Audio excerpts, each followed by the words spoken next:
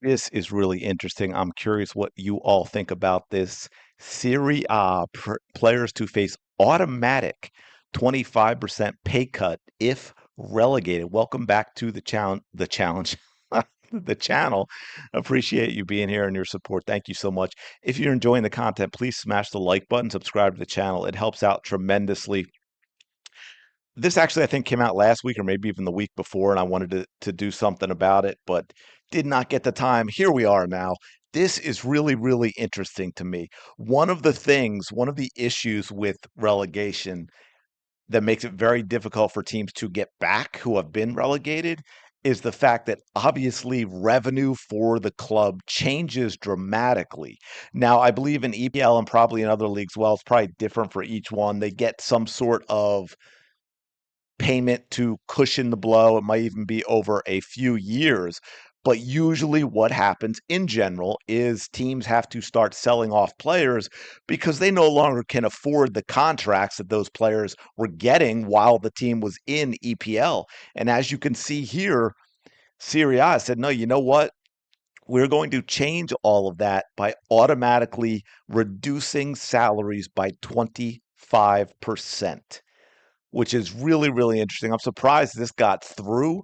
I understand it completely in terms of why they would do it. It really is going to help out the clubs and give them a chance to keep more of their team together, which obviously gives them a better chance of then getting back to Serie A the next year or the year after that. This is now a 5-year agreement, and it was something that they did have to agree to, of course. And so, as it says here, it's aimed at easing the financial strain on clubs that drop out of Serie A and get relegated. New system automatically reduces salaries unless otherwise stipulated in a player's contract. Existing deals will remain subject to previously agreed terms.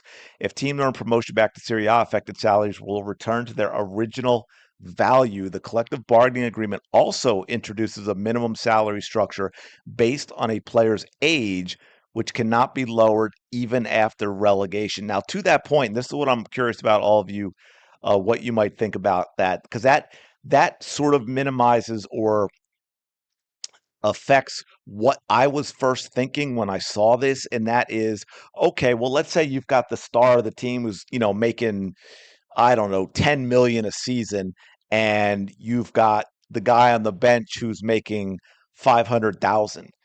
It doesn't really seem fair to reduce both of them by 25%. Right now, here it's saying that the what was it, the minimum collective bargaining agreement also there's a minimum salary structure based on a player's age, so obviously they can't be lowered below that, but that could be still the players who are making far, far less could get that 25% cut. I don't they obviously have not put out publicly what that minimum is on that, but let's say the minimum is 500,000. Okay. So say the bottom player is making, 800,000 or whatever. 25% of that would be 200,000. They're down to 600,000. So they're still above a minimum.